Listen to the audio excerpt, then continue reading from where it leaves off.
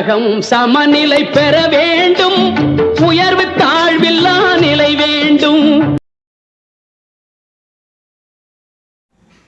வணக்கம் நண்பர்களே, நான் நலம், நீங்கள் நலமா?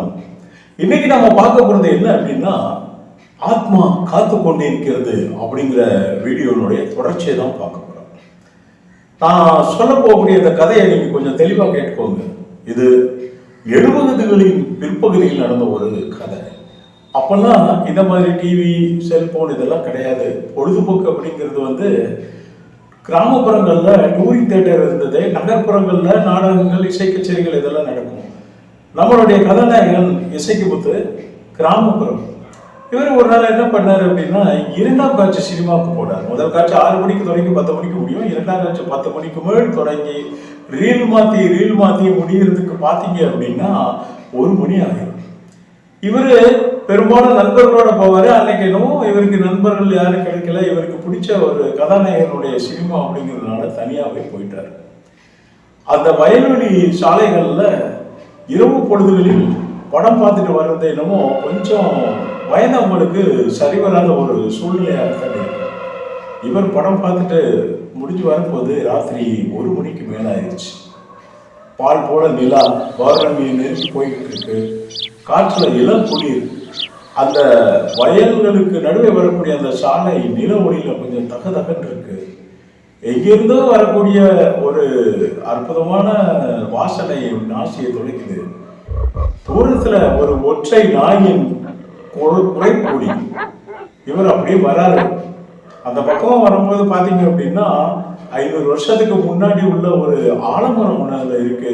அது அந்த நிலவொளியில ஏதோ ஒரு பெரிய அசுரன் அப்படியே கைக்கு காலு தலையெல்லாம் பயங்கரமான ஒரு தோட்டத்துல இருக்கு. அந்த ஆலமரத்துல தான் ஆழ்வார் தூக்கிட்டு தொங்கிக்கிட்டு இருந்தான். ஒரு ஆடி மாச காத்துல ஒத்த கயிறுல உச்சாணி கிளையெல்லாம் பாத்தீங்கன்னா ஆடிக்கிட்டு இருந்தான். கண்ணு பிதுங்க, நாக்கு வெளியில தள்ள, மூக்குல சளி ஒழுக, கட்டியிருந்த பழுப்பு வேட்டையில மலம் கழிந்து தொங்கி கொண்டிருந்தார். ஊரே வேடிக்கை பார்த்தது. காரணம் என்னன்னு யாருக்குமே தெரியாது. அது நடந்ததுனால அந்த பாதையை ராத்திரி நேரங்களில் யாரும் பயன்படுத்துறது இல்லை. அதே நேரத்தில் பார்த்தீங்க அப்படின்னா மாற்று பாதையில் போனாங்க. ஆனால் மக்கள் கொஞ்சம் கொஞ்சமாக அந்த பாதையை, அந்த சம்பவத்தை மறந்ததுனால அந்த பாதையை பயன்படுத்த தொடங்குறாங்க. இதுக்கிடையில கொஞ்சம் தள்ளி போனீங்க அப்படின்னா ஒரு வாய்க்கால் வரும். அந்த வாய்க்கால் பக்கத்துல ஒரு மடை.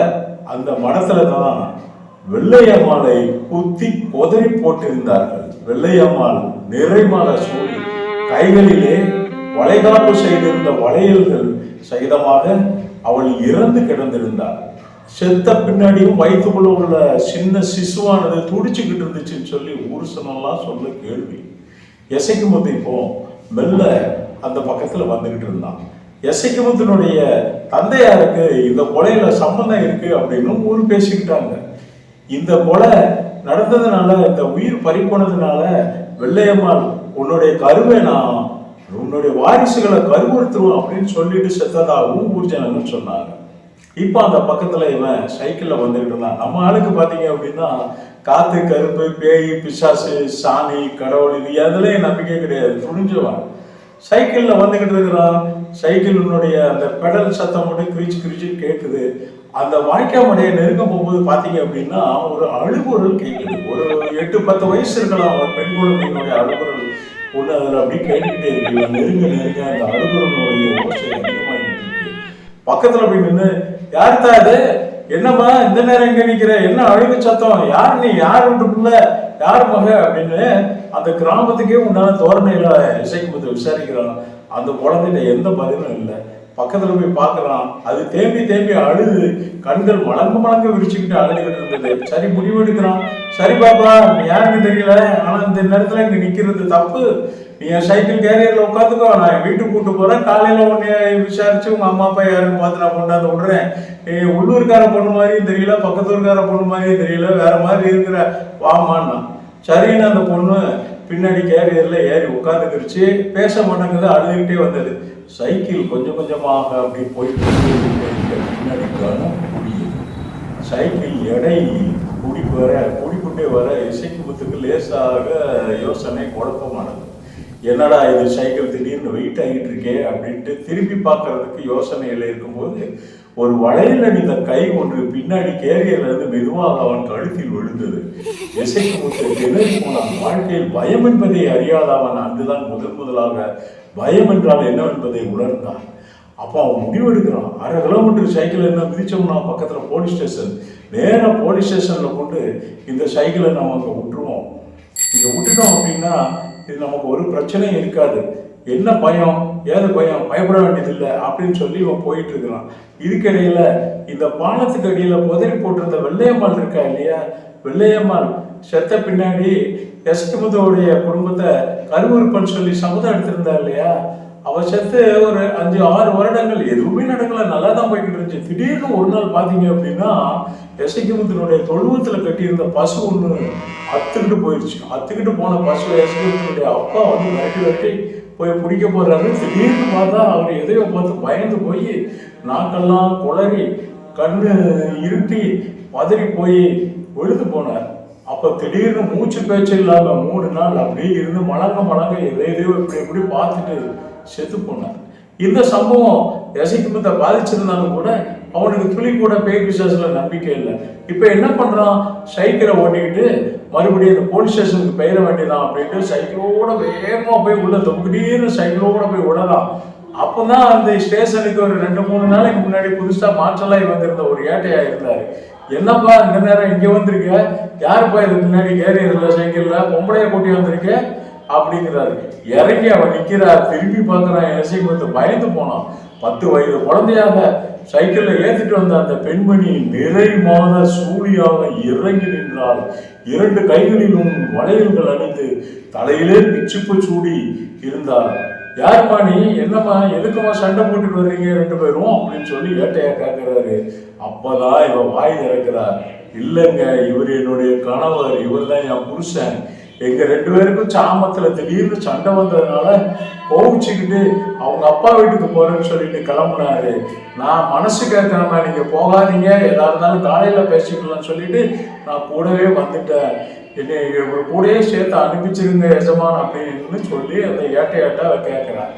ஏட்டையா சொல்லி பார்க்குறாரு. எசக்கிமுத்து சொல்றான், ஐயோ இல்லையா, நடந்தது இதான், இது ஒரு 10 வயசு பிள்ளையா நினைச்சு கூட்டிட்டு வந்த உடனே பெரிய பொம்பளை மாதிரி போயிருக்குது அப்படின்னு சொன்னோம்னா, இலை நீ குடிச்சிருக்கியால, முட்டா பையல குடிச்சிட்டு உலகியா, எங்கனாச்சும் போய் சோறு முட்டி அடிச்சுட்டு வந்தியா, நீ சாராயம் குடிச்சா அரிஷ்டம் குடிச்சா, என்ன குடிச்சேன்னு சொல்லி ஏட்டையா திட்டுறாரு. இல்லைங்கய்யா நடந்தது இதுதான் சொல்ல போகும்போது ஏட்டையாவுக்கு நம்புறதுக்கு தயாரா இல்லை. காரணம் என்னன்னா, அவர் நகர்ப்புறத்துல இருந்து மாற்றலாயும் வந்திருந்தவர். இல்ல இன்ஸ்பெக்டர் காலையில தான் வருவாரு, நீங்க 2 பேரும் ஸ்டேஷன்ல இருங்க, அவங்கள ராத்திரிக்கு நான் அனுப்பணும்னா இந்த பிள்ளைய அங்கக்குள்ள போய் அடிச்சு போட்டுருவேன், வயிற்று பிள்ளையா இருக்கா, நீங்க இருங்க, காலையில நான் அனுப்பி விடுறேன் அப்படின்னு சொல்லி அந்த ஓடு போட்ட அந்த போலீஸ் ஸ்டேஷன்ல நடு ரூம்ல இவங்க 2 பேரையும் படுக்க வச்சுட்டு இவர் கதவை பொண்டியை போட்டு உள்ள பத்திரமா தூங்குங்க, காலையில பேசிக்கலாம்னு சொல்லிட்டு ஒரு பெஞ்சை தூக்கி வெளியில ஓட்டு படுத்துக்கிறாரு. அன்னமோ என்னவோ தெரியல, நாயெல்லாம் அன்னைக்கு தேவையில்லாம சுத்தி இவரு பாக்குறாரு, என்ன மூதி அன்னைக்கு அளவுக்கு மீறி நாயெல்லாம் குலைக்குத, என்ன வரன்னு தெரியலன்னு யோசிச்சுக்கிட்டு இருந்தாரு. அப்படியே தூங்கி போனார். விடிஞ்சு போச்சு. என்ன உள்ள 2 பேரும் படுக்கப்பட்ட சத்தத்தை காணுமேனு மெதுவா அந்த ஜன்னல் வழியா எட்டி பார்த்தால் இசக்கிமுத்து வயிறு கிழிந்து மார்பு பிளந்து குதறி போடப்பட்டிருந்தான். அவன் உடலில் இருந்து பாய்ந்த ரத்தங்களில் எறும்புகள் சாரையாக வைத்துக் கொண்டிருந்தன. நண்பர்களே, இப்ப இந்த கதையை நீங்க கேட்டீங்க. இந்த கதையை கேட்டதுனால நான் உங்களை ஆவி, பேய், அருமம் இதெல்லாம் இருக்கு நம்புங்க நான் சொல்ல வரல. ஆனால் இந்த நம்பிக்கைகள் எதுவும் இல்லாத மேலை நாடுகளில் பேராசைக்காலஜி துறைக்கு அளவுக்கு அதிகமாக செலவு பண்ணுகிறார்கள். ரஷ்யா, USA இந்த மாதிரியான நாடுகள்லாம் பார்த்தீங்க அப்படின்னா நிறைய செலவு பண்ணுறாங்க. போல்டர்கிஸ்ட், எக்ஸார்சிஸ்ட், இந்த 13th ஃப்ரைடே மாதிரியான பயங்கரமான படங்கள் எல்லாமே வெளிநாடுகளில் எடுக்கப்படுது. அவங்க இதை கருத்தா வச்சு, இந்த பேய் அப்படிங்கிற விஷயத்த கருத்தா வச்சு மையமா வச்சு எடுக்கக்கூடிய படங்கள் எல்லாமே நிறைய ஓடிக்கிட்டு இருக்கு. ஆனால் இந்த ஆத்மா என்பது பழிவாங்கியதா, உண்மையில் கொல்லப்பட்டதை வெள்ளையம்மா வந்து தன்னுடைய சபதத்தை முடிக்கிறதுக்காக எசக்கிமுத்துவை கொன்னாலா இல்லையா அப்படிங்கிறது எனக்கு தெரியாது. உங்களுக்கு தெரிஞ்சா கமெண்ட்ல சொல்லுங்க. இன்னொரு வீடியோல இதை விட சுவையான கதையில் சுவையான சம்பவத்தில் சந்திப்போம் நண்பர்களே. நன்றி.